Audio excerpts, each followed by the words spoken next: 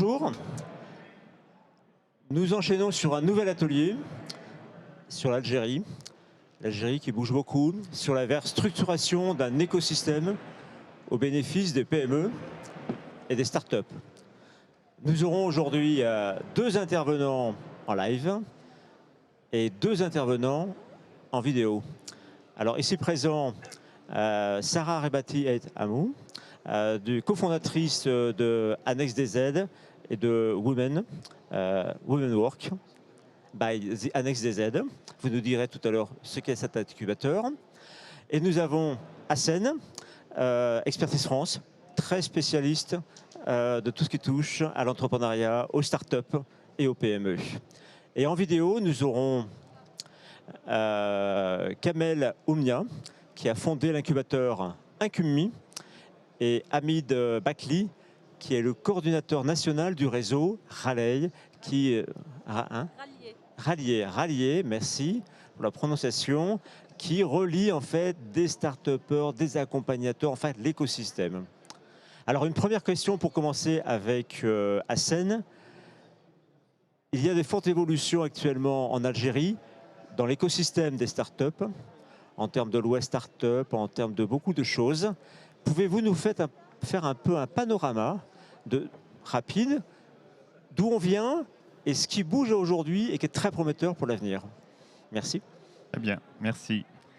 D'abord, je vous remercie pour l'invitation pour ce panel qui est très intéressant. Donc, pour parler de l'entrepreneuriat, du panorama de l'entrepreneuriat en Algérie, moi je voudrais revenir un peu très loin. Donc, on n'en parle pas assez, mais peut-être que les premières initiatives, un peu l'historique de cet appui date il y a presque 30 ans. La première initiative 95-96 avec la création de l'ANSEJ, et puis il y a d'autres dispositifs annexes qui ont été créés. À cette époque-là, c'était des dispositifs qui venaient d'abord pour faire face à cette explosion démographique. On a beaucoup de jeunes qui arrivent sur le marché de travail avec beaucoup de problèmes d'employabilité. Aussi, 93, la libéralisation du commerce extérieur et le passage à l'économie de marché qui nécessite aussi des adaptations en termes de la prise en charge de cette demande forte sur le marché de l'emploi. Pourquoi je dis ça? Parce que quand on regarde cette approche de cet ancêtre de ces dispositifs actuels, c'est des dispositifs qui s'est orientés vers l'emploi et non pas sur l'entrepreneuriat. Donc c'était pour faire face à cette urgence de résorber l'emploi, de faire face à cette demande importante des jeunes. Donc, le dispositif de l'ANSEJ est un dispositif qui permet de financer des micro-entreprises avec des avantages fiscaux aussi qui sont accordés à ces entreprises-là. Et puis, il y a d'autres dispositifs comme l'ANGEM, le CNAC, Caisse nationale d'assurance chômage, etc., qui ont permis de créer chaque année quelques milliers d'entreprises. Et jusqu'à récemment, on est arrivé, je pense, à un cumul de 400 000 entreprises qui ont été créées grâce à ces dispositifs. Voilà, donc sur papier, c'est un très bon départ pour dire que les autorités algériennes avaient la volonté politique depuis plusieurs années pour soutenir la création de micro-entreprises, mais cette approche-là, très limitée à juste finalement créer des emplois au lieu de créer un écosystème favorable au développement des micro-entreprises, de former les jeunes à la culture entrepreneuriale, faisait défaut et a mis cet dispositif face à ses faiblesses. D'abord, l'absence de soutenabilité de ces entreprises au-delà de quelques années, l'inadéquation de ces dispositifs par rapport à ces demandes ou à ces opportunités qui pourraient se créer de lancement de start-up. Je donne un exemple. Si vous voulez être inséré dans ces dispositifs de l'ANSEJ, il faut être chômeur, il faut être inscrit à la Caisse nationale d'assurance chômage. Donc si vous êtes universitaire ou vous êtes un jeune cadre qui a des idées, un diplômé, que vous souhaitez créer votre start-up, vous ne pouvez pas bénéficier des avantages de l'ANSEJ parce qu'il faut être chômeur. Donc c'est quelques petites lacunes qui avaient marqué ce dispositif. Aussi, par exemple, si vous créez votre start-up dans le cas de l'ANSEJ et vous levez des fonds, vous perdez tous les avantages que vous avez avec l'ANSES, notamment les avantages fiscaux. Plus tard, donc je pense que, et c'est ça l'évolution, à partir de 2018-2019, on commence un petit peu à voir avec cette bulle mondiale aussi qui caractérise un peu cette révolution numérique, cette fenêtre très ouverte vers le monde. Les autorités algériennes ont décidé aussi de rajeunir et de moderniser le dispositif. L'ANSES est devenu l'ANAD, donc l'Agence nationale de développement de l'entrepreneuriat, avec une évolution des missions. Et donc on voit quand même cette adaptation de cet écosystème. Et à partir de 2020, des réformes politiques qui ont permis de faire émerger deux structures ministérielles, donc le ministère des startups et de l'économie de connaissance et le ministère de l'économie des micro-entreprises et de l'innovation, qui ont inauguré cette nouvelle ère. Et aujourd'hui, je peux dire que l'écosystème commence à être effervescent et on commence à avoir un écosystème vibrant grâce à cette politique publique d'accompagnement qui a permis non seulement de faire en sorte que l'écosystème soit accompagné, de mettre en place un Startup Act qui date d'il y a un an, d'avoir une labellisation des startups et surtout finalement de prendre toute cette leçon, ces 25 ans de leçons apprises pour dire on a de la base. On va faire un départ avec la loi de 2020, avec les deux ministères. Voilà. Donc, je peux dire qu'on est aujourd'hui sur une nouvelle dynamique plutôt positive. Merci beaucoup. Je donne la parole à Alfred Mignot, qui nous accompagne pour la suite. Vincent, moi je suis Alfred Mignot, éditeur du site africapresse.paris, qui parle de l'actualité économique africaine à Paris. Donc merci Hassan pour la mise en perspective. Effectivement, l'Algérie n'a pas attendu ces 2 dernières années pour inciter à l'entrepreneuriat de sa jeunesse. En revanche, tu l'as dit aussi, il y a une accélération. Cette accélération, on l'observe aussi du côté des entrepreneurs du secteur privé, avec des initiatives justement qui visent à accompagner les jeunes qui veulent entreprendre. Et Kamel Oumnia, qu'on va écouter, que nous avons interviewé avec Vincent, va nous parler donc de sa structure, comment il intègre... Non, lui, c'est pas lui, c'est l'autre. Bonjour. Non, non.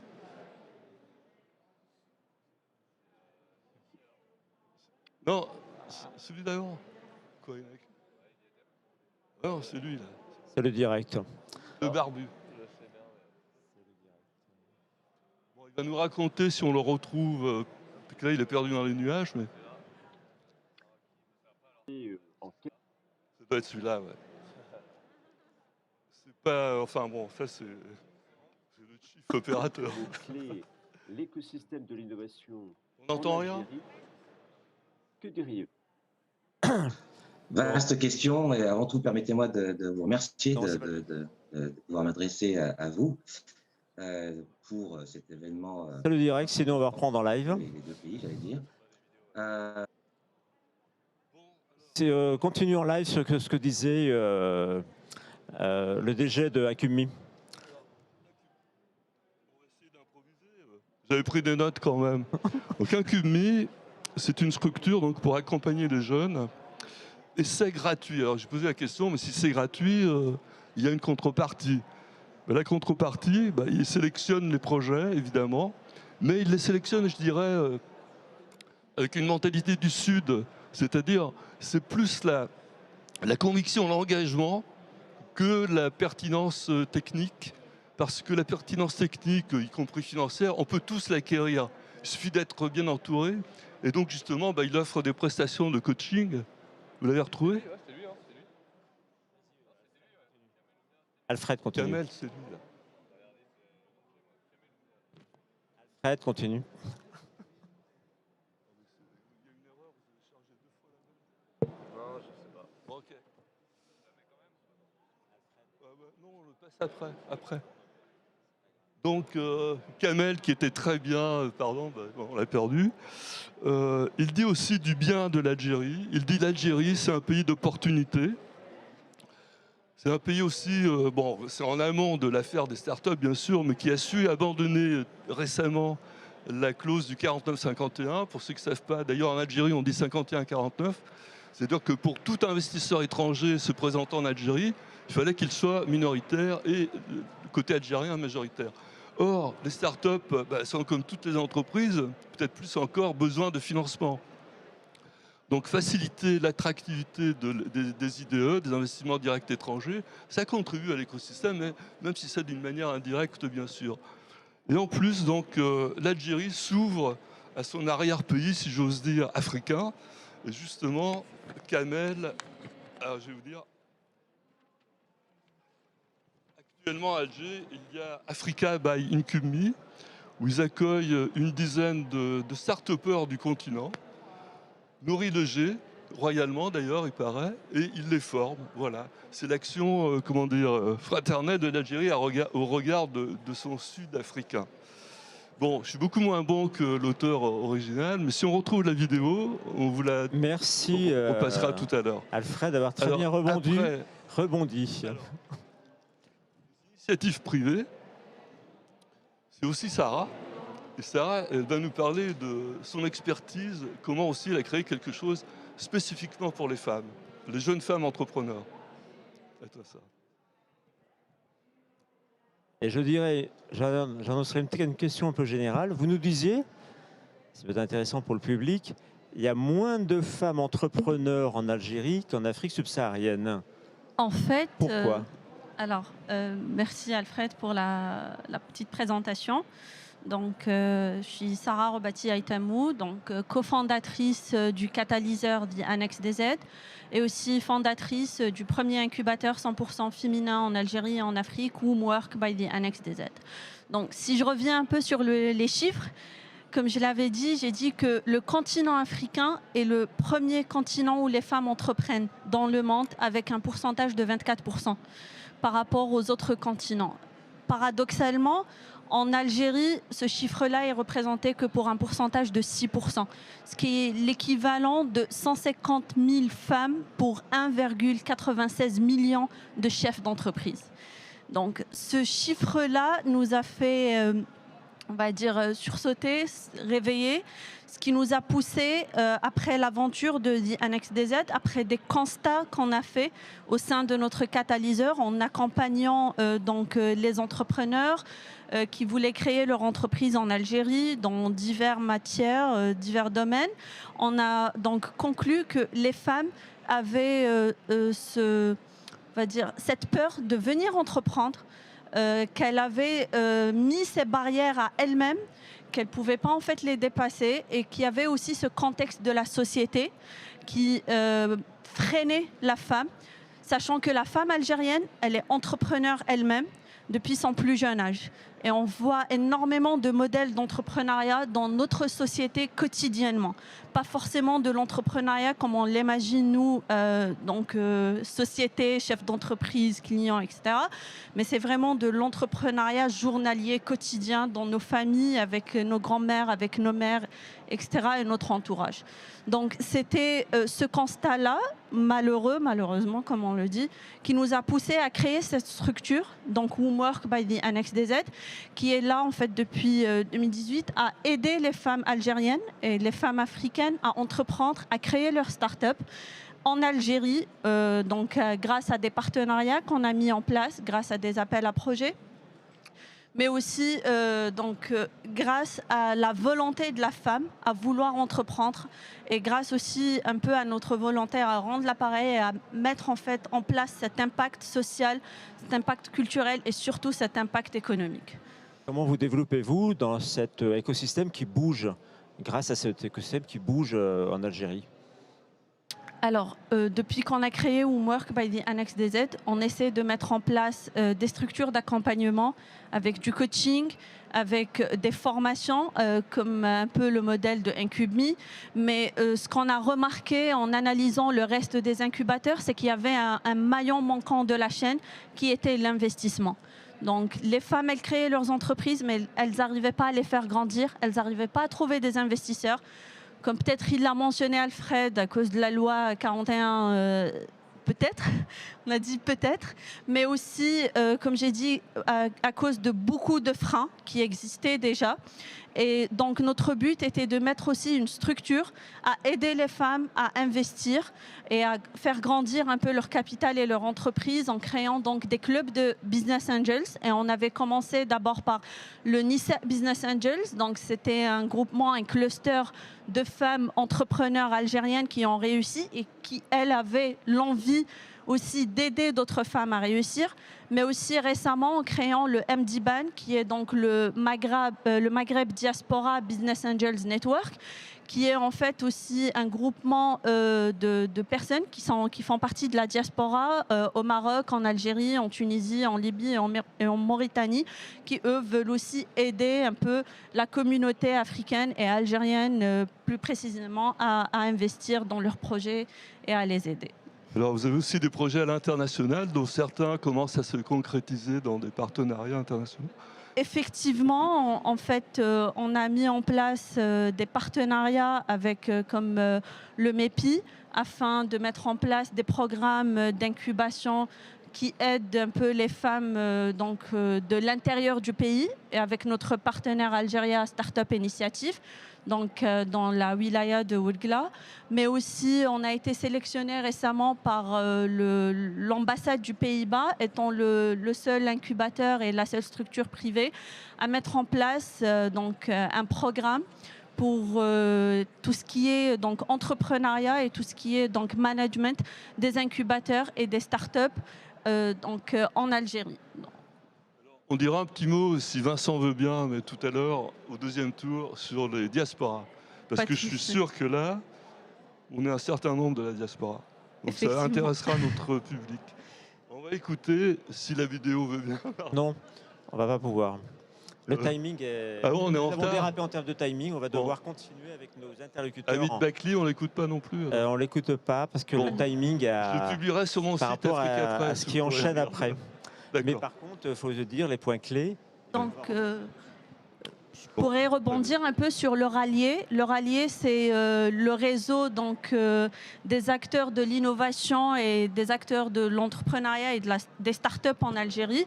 Ça regroupe tout ce qui est incubateur, accélérateur, chef d'entreprise, cluster, business angels.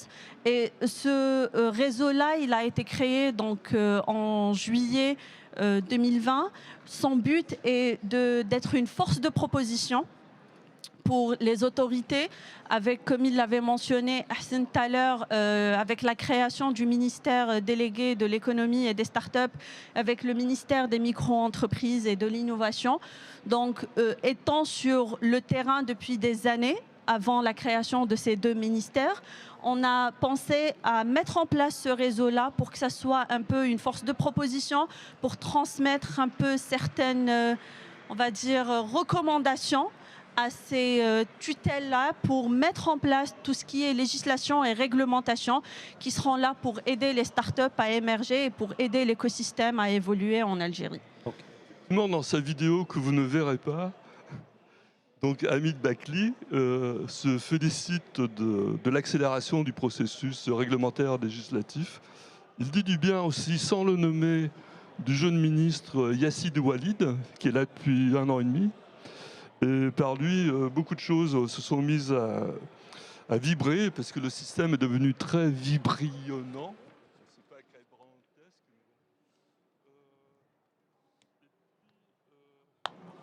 Et donc, Incumi et Raleigh jouent un rôle important. Voilà. Et quand on parlait tout à l'heure de l'investissement, de difficulté de trouver des investisseurs. On a entendu également que vous formez, enfin pas forcément vous, mais on forme des business angels pour savoir comment investir dans les startups. Est-ce que Hassan et vous pourriez appuyer, apporter plus d'informations sur les investisseurs, VC, business angels et autres, dans ces startups par rapport à vos incubateurs qui grandissent? Moi, peut-être je répondrai à une partie de la question et puis laisser Sarah continuer. Effectivement, là, cet écosystème qui est vibrant, qui est très dynamique, qui est effervescent est très intéressant à voir, mais à moyen terme, à long terme, comment assurer la viabilité de ces initiatives, de ces pépites qui commencent à émerger. La phase d'idéation, de pré-amorçage, d'amorçage sont intéressantes, mais comment faire traverser la vallée de la mort à ces startups-là qui se créent. Donc ça, c'est vraiment une problématique majeure. Et sur l'analyse de l'écosystème en Algérie, on trouve qu'à partir... le financement est une question très, très importante. Pourquoi? Parce que le financement traditionnel bancaire aujourd'hui n'est pas en capacité de s'adapter, ça commence, mais n'est pas en capacité de s'adapter à l'impératif et aux besoins des startups. Les financements conventionnels, même si aujourd'hui on a cette lueur d'espoir qui est l'Algerian Startup Fund, qui commence à être aussi une vraie plateforme qui permet de financer les startups, notamment les startups qui passent sous le label Startup Algeria Startup, qui leur confère à la fois des avantages fiscaux, mais un accès plus facile au financement. Mais à côté de ça, il faut avoir des investisseurs privés, des business angels. Il y en a une petite poignée de business angels en Algérie qui est active et qui essaie de rassembler ça. Mais encore, est-ce que la question qui se pose aussi, il faut qu'on accompagne ces business angels à identifier et à accepter le challenge, parce que il faut pas si je suis un chef d'entreprise et que je crée avec mon business angel, je vais avoir un focus très très limité par rapport à mon scope d'intervention. L'intérêt avec ce que font des entrepreneurs et des accompagnateurs comme Sarah, c'est de fédérer des réseaux de business angels pour brasser large et accompagner un éventail plus large d'initiatives. Et puis enfin, il est important aussi d'avoir un regard plus large sur les problématiques d'accès au financement au sens large, que ce soit pour les startups, mais pour la micro-entreprise, notamment pour dépendre un peu moins des fonds de financement conventionnels qui existaient jusque-là en Algérie. Sarah, si vous voulez compléter. Je vois que Christine a fait le tour de la question en quelque sorte. Donc, J'ai une question pour elle.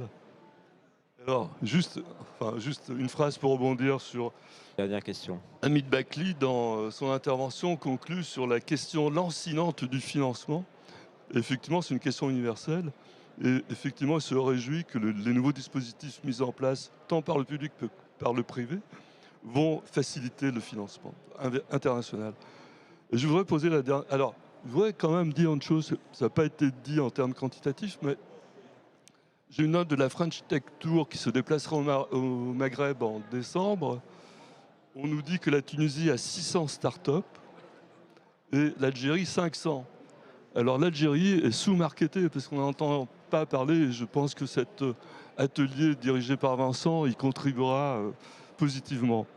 Alors la question, parce que nos amis algériens, ils sont aussi ici et maintenant. La question à notre amie Sarah, parce qu'elle ne l'a pas dit, mais elle s'occupe aussi d'aider la diaspora entreprenante algérienne à Paris, en France. Alors, ça concerne un peu notre activité au sein de The Annex. C'est un volet qui est dédié spécialement à la diaspora algérienne, donc pas forcément qu'en France, en Belgique, en Suisse. C'est un peu, il y a une ambiguïté au niveau de la création juridique en Algérie, au niveau des financements, au niveau de la mise en place d'une structure entrepreneuriale en Algérie. Et donc, nous, grâce un peu à notre structure, grâce un peu à notre réseau et à nos coachs et à nos partenaires, donc, on a mis en place un programme de formation à distance. Donc, c'est un programme qui donne un peu les grandes lignes aux personnes donc, qui veulent entreprendre et investir en quelque sorte sur leur terre natale, sur leur terre d'origine. Mais aussi, c'est un service qui leur est proposé. Donc, c'est de l'accompagnement sur place. C'est pas que de la formation. On les aide en fait à créer de A à Z leur entreprise et de les aider aussi à trouver des investisseurs sur place, à trouver donc les bonnes recommandations et à trouver la bonne manière de mettre en place leurs entreprises et leurs marches. Merci beaucoup Sarah. Merci beaucoup SN. L'Algérie structure vraiment son écosystème au bénéfice des startups. Ça bouge, il y a des choses. Le débat peut continuer avec Hassen et Sarah en quittant l'atelier. Voilà, s'il y a des questions. Merci beaucoup.